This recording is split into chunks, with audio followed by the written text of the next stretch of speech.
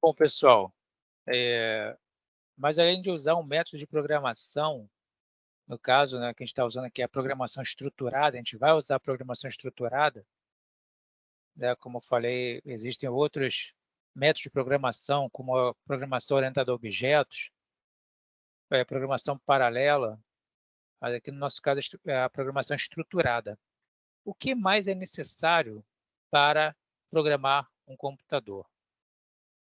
Bom, então além de usar um método de programação, você tem que ter uma linguagem de programação. Tá? Então, no caso aqui, a gente vai usar a linguagem de programação Python, tá ok? A gente vai usar o Python neste curso. Mas por que a gente vai usar o Python? Porque assim, é uma linguagem que é altamente poderosa e versátil. Ela tem, né, é utilizada por muitas pessoas, muitos programadores, para muitos propósitos diferentes, muitas tarefas diferentes, tá?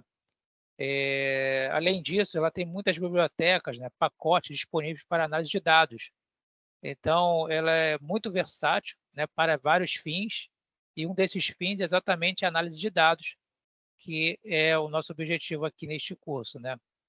Ela tem uma sintaxe simples, tá, então comparada, por exemplo, à linguagem C, por exemplo, ao Java, né, são linguagens,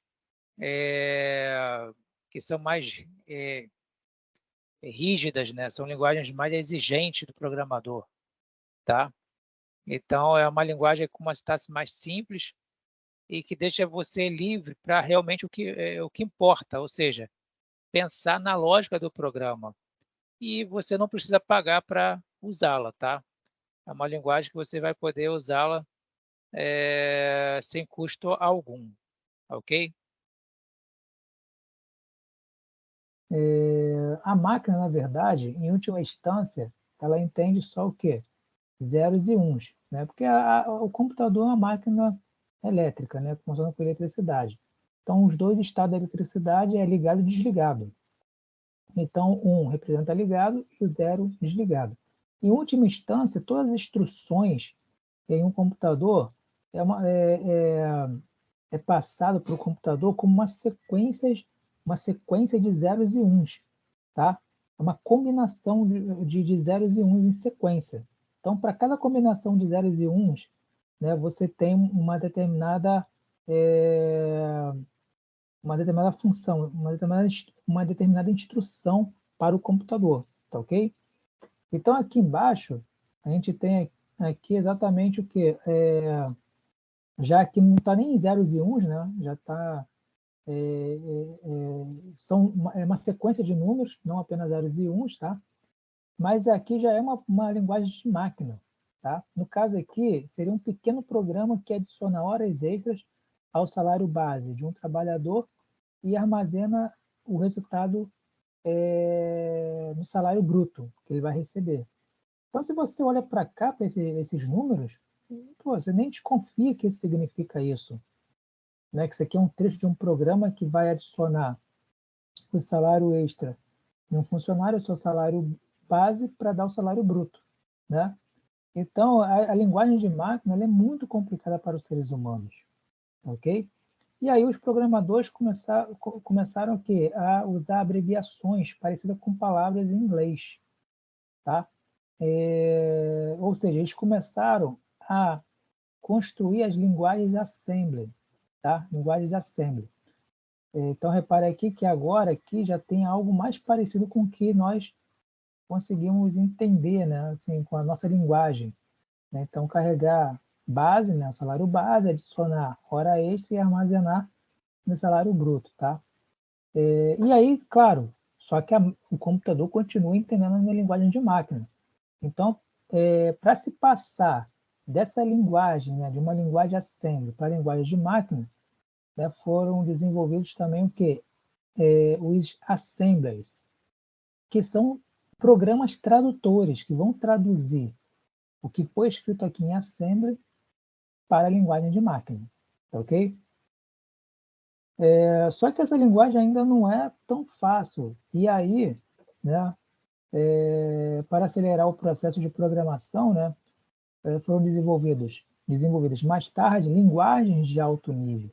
Aí sim, são linguagens bem mais parecidas com a nossa linguagem, tá? Muito mais fácil de se entender. Então, aquele trecho de programa passou a ser esse daqui. Então, salário bruto recebe salário base mais salário extra, né, das horas extras, tá? Mas, novamente, né, para se chegar à linguagem de máquina, tem que se passar pela linguagem assembler e depois tem que se passar pela linguagem assembler.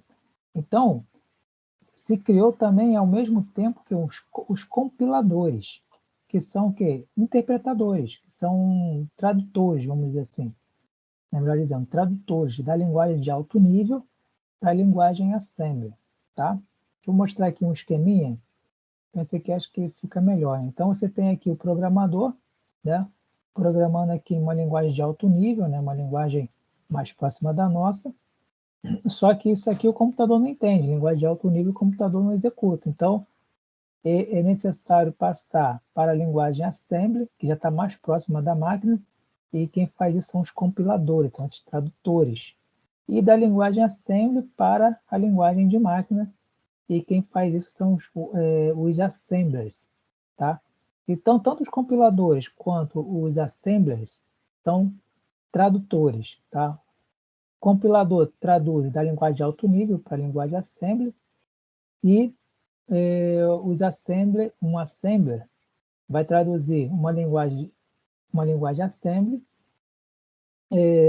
para uma linguagem de máquina, tá? Que são aquelas sequências de números, tá ok? Bom, e aí os passos para você desenvolver um programa computacional seriam esses, tá? Você definir o seu problema, você desenvolver um algoritmo que resolva o teu problema, você transcrever esse algoritmo para uma linguagem de programação, e aí você pode ser auxiliado por fluxogramas e pseudocódigo, são coisas que eu vou falar já mais adiante, tá? E depois o programa vai ser compilado, né, para que ele possa se rodar em uma máquina, e os resultados são analisados. Dependendo dos resultados, se o resultado não é aquilo que você esperava, você tem que voltar, né, por exemplo, aqui, né, no ponto 3. Você tem que voltar aqui para o ponto 3 para escrever melhor o seu código.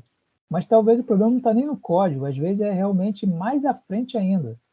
Você tem que voltar para o ponto 2 para escrever melhor seu algoritmo. Tá? E às vezes, até no ponto 1 para definir melhor o seu problema. Às vezes você não entendeu muito bem o seu problema. Tá?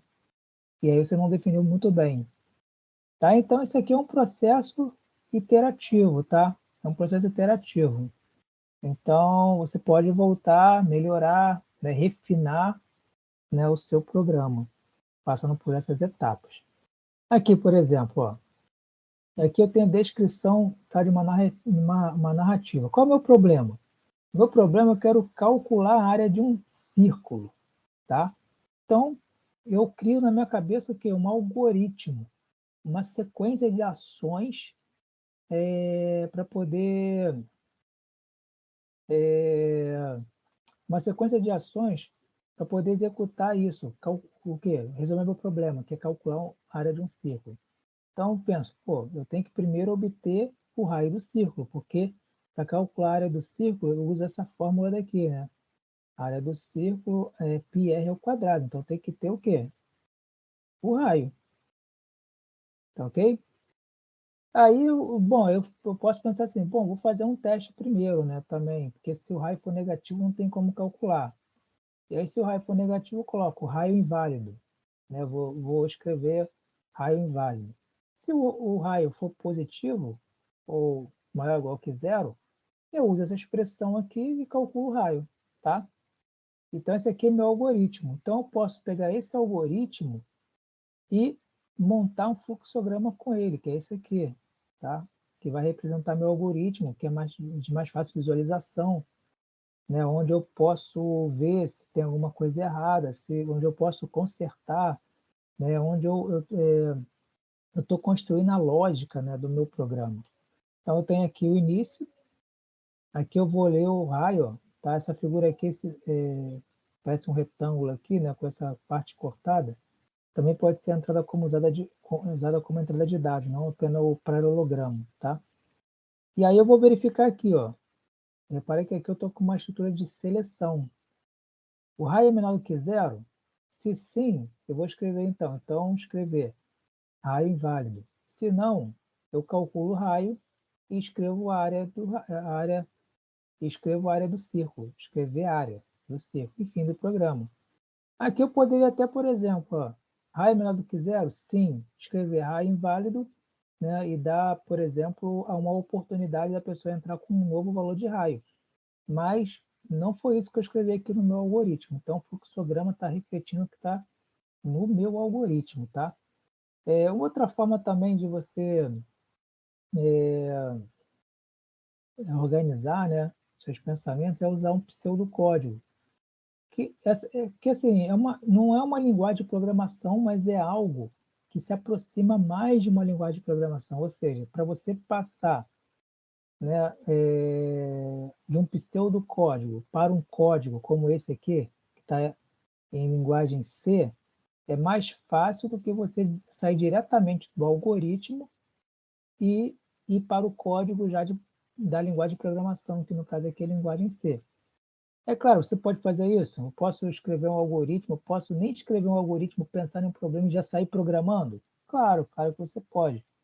Mas, no geral, né, quando você tem um sistema muito grande, muito complexo, né, não vai ser fácil fazer isso. Aqui o nosso problema é bem pequeno. Mas se você tem algo grande, é melhor que você faça o algoritmo, documente tudo, você, né, faça um fluxograma, que aí você vai até já no fluxograma refinando já a tua lógica de programação, a parte lógica do teu programa, entendeu? Mas é isso, esses são os passos para se resolver um problema computacional, ou seja, escrever o algoritmo, escrever um fluxograma, né, ou um pseudocódigo, ou os dois, e depois você partir para a implementação utilizando uma linguagem de programação, que no caso aqui é a linguagem C, mas poderia ser Python ou uma outra linguagem qualquer, tá? Então vamos aqui, só para terminar, ver alguns probleminhas, bem simples. Por exemplo, escrever na tela o seguinte texto: Olá, mundo. Né? Como é que ficaria com fluxogramas? Com um fluxograma? Exatamente assim. Início, escrever na tela Olá, mundo, fim. Então repare que você vai pensar assim, poxa, para eu escrever Olá, mundo, né? Eu só preciso de uma estrutura sequencial, mais nada além do que isso, tá? Porque é só escrever isso na tela. Meu pseudocódigo, início do programa, imprimir Olá Mundo na tela, tá? E fim do programa, tá? Aqui no caso esse imprimir Olá Mundo, né, deveria até estar indentado aqui no meu slide, né? Deveria estar começando aqui, né? Daqui para frente, tá? Vocês vão ver aqui no próximo slide como é que fica. Ó, o outro problema, receber a partir do teclado dois números inteiros e exibir a média aritmética desses números. Opa, já é uma coisa mais sofisticada. Então, vou pensar, vou receber dois números inteiros, vou calcular a média aritmética deles e vou exibir na tela. Bom, uma estrutura sequencial é o suficiente. Foi o que eu fiz aqui. Recebo aqui os dois números, depois calculo aqui a ação, calculo a média aritmética, que é uma ação, e depois eu imprimo na tela, acabou o programa. Pseudocódigo. Início do programa, recebe os números, calcula a média, imprime na tela. A média aritmética fim do programa. Repare que aqui eu já fiz a indentação, tá vendo? Então, esse bloco aqui, né, ele já não está mais, né, alinhado aqui com o início e fim do programa, tá bom? O que deveria estar o outro aqui, né, o anterior, início e fim do programa, imprimir Olá Mundo, deveria estar identado, tá? Isso é uma prática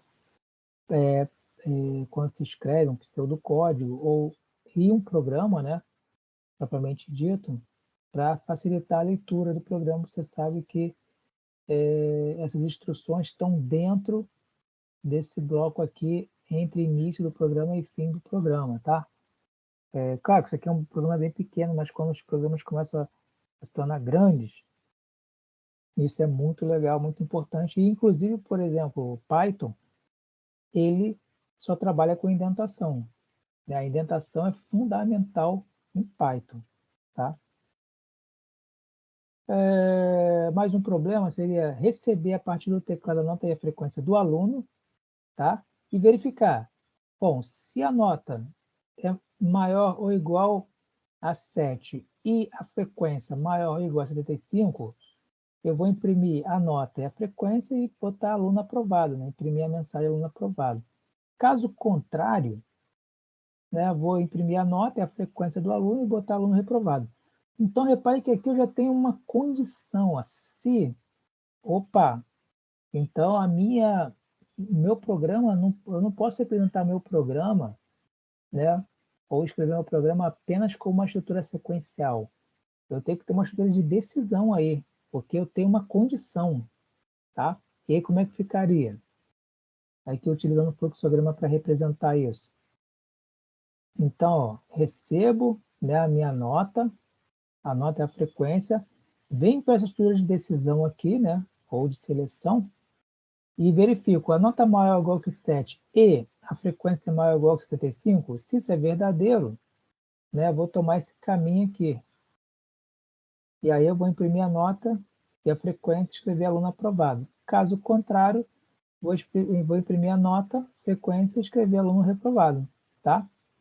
E aí ficaria assim, ó, início do programa, em pseudocódigo. Vou receber a nota e a frequência. Se a nota é maior ou igual que 7 e a frequência é maior ou igual a 75%, então, ó, vou imprimir nota e frequência mensagem, aluno aprovado. Se não, vou imprimir a nota e a frequência e aluno que reprovado. Repare aqui a questão da indentação, tá vendo?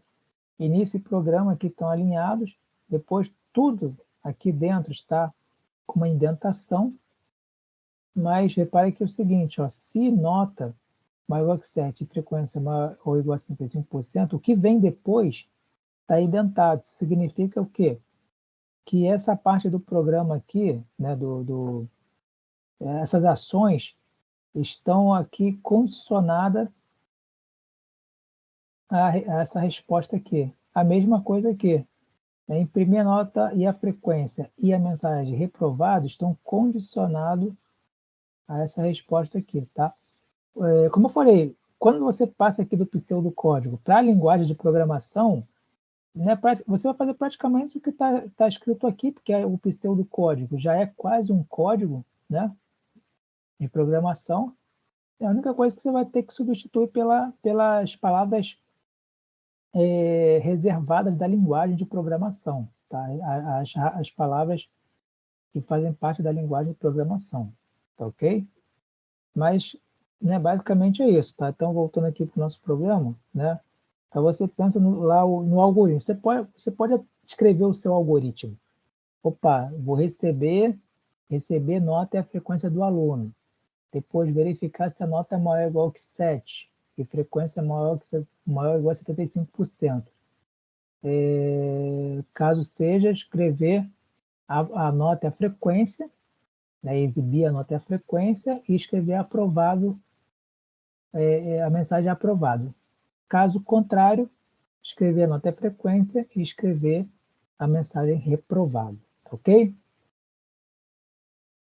Aqui, né, para terminar, um último problema, receber a partir do teclado a nota, né, aqui está faltando uma letra aqui, ó, a letra A, né, nota, né, note, né, nota do aluno, né, e aí, ó, enquanto a nota for menor do que 7, adicionar a nota de recuperação e depois imprimir a nota do aluno e a mensagem aluno aprovado. Então, repare que está dizendo o seguinte, ó, enquanto a nota não for menor do que 7, eu vou adicionar a recuperação. Então, repare que isso eu posso fazer várias vezes. Ou seja, o aluno pode ter várias recuperações. Então, ele está com nota menor que 7. Então, adiciono uma recuperação. Verifico, está igual a 7? Não. Vou lá, adiciono mais. Mais uma nota de recuperação. Está igual a 7? Ou maior? Não. Faço mais uma recuperação. Está maior ou igual que 7? Sim. Aí, escreva aluno aprovado, tá? Então, o aluno vai fazer recuperações até que ele seja aprovado. A ideia é essa. Então, aí eu estou diante de uma, eu estou diante de uma estrutura de repetição. Eu vou usar uma estrutura de repetição.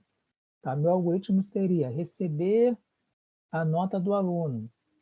Depois, enquanto, né, o aluno não está aprovado, eu adiciono, enquanto o aluno não tem uma nota maior ou igual a 7, eu adiciono a nota de recuperação. E, por fim, eu imprimo a mensagem aluno aprovado. Esse seria o meu algoritmo. Tá? O pseudocódigo seria esse daqui, ó. Receber, né, esse pseudocódigo a partir desse meu raciocínio, esse algoritmo que eu fiz aqui mentalmente. Tá? É claro que, como é um problema simples, dá para você fazer o algoritmo rapidamente na cabeça. Receber a nota do aluno, enquanto a nota for menor do que 7, nota recebe nota mais recuperação. Então, vou atribuir a nota, a própria nota dele mais recuperação. E no final, vou imprimir aluno aprovado. Tá? Então, reparem também, preste atenção na indentação. Tá? Repare aqui, ó, que esse nota recebe aqui, ó, né?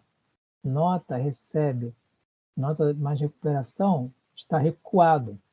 Isso indica que esse trecho aqui, essa ação, né, está dentro, é uma subação, né, está dentro dessa condição aqui, enquanto nota for menor do que 7. Como imprimir? Já volta, já não está indentado, imprimir.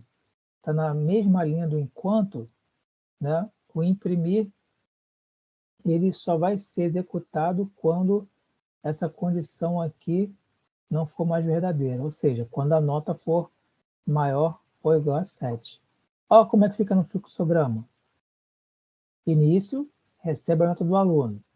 Cai uma estrutura de decisão. Na verdade, assim, uma estrutura de repetição, ela tem uma estrutura de seleção, tá? Ela tem uma condicional dentro dela. Então, nota maior ou igual que 7. Se a nota já é maior ou igual a 7, sim, por exemplo, a nota do aluno é 8. Opa, nota é maior ou igual a 7? Sim, verdadeiro. Então, já passo para o passo seguinte. Vou tomar esse caminho aqui no meu programa. E vou imprimir a nota e a mensagem aprovado. Então, vou imprimir a nota do aluno e a mensagem aprovada. Bom, mas se a nota do aluno, por exemplo, é 4, aí eu vou receber a nota do aluno, a nota do aluno é 4. Vem, cai aqui. Opa, 4 é maior ou igual que 7? Não. Opa, então meu programa vai tomar esse caminho aqui. Tá? Ou seja, do falso, né? Esse aqui não é verdadeiro, falso. E aí eu vou executar esse trecho de programa. Então, repare que esse trecho de programa só vai ser executado mediante o que acontecer aqui, a resposta voltada a essa pergunta aqui. Né? E aí, nota, vai receber nota mais recuperação. Vamos supor que a recuperação, ele tirou 1 na recuperação. Então, se a nota dele era 4, ele vai receber 4 mais 1, 5. A nota passa a ser 5. Aí eu volto, né? Pego esse caminho aqui, ó. Volto para cá. Nota maior ou igual que 7? Ainda não, é 5. Então, volta para cá. Aí vamos supor que agora ele tirou 2 na recuperação. Então, ele tinha 5 mais 2, 7. Aí eu volto para cá. Nota é maior ou igual a 7? Sim. Agora é maior ou igual a 7. Na verdade, é igual a 7. Então, não vou mais fazer esse caminho, e sim, eu vou imprimir a nota e a mensagem aprovada. Tá? Isso aqui serviria, tá? Se a nota dele fosse 5. Ah, tirou 3 na recuperação, ficou com 8. Ia cair aqui, nota maior ou igual a 7? Sim, 8, né? 8 é maior ou igual a 7. E aí, entraria aqui e imprimiria aqui de novo, tá? Bom, pessoal, é isso, tá ok? Qualquer dúvida, estamos aí à disposição. Um abraço.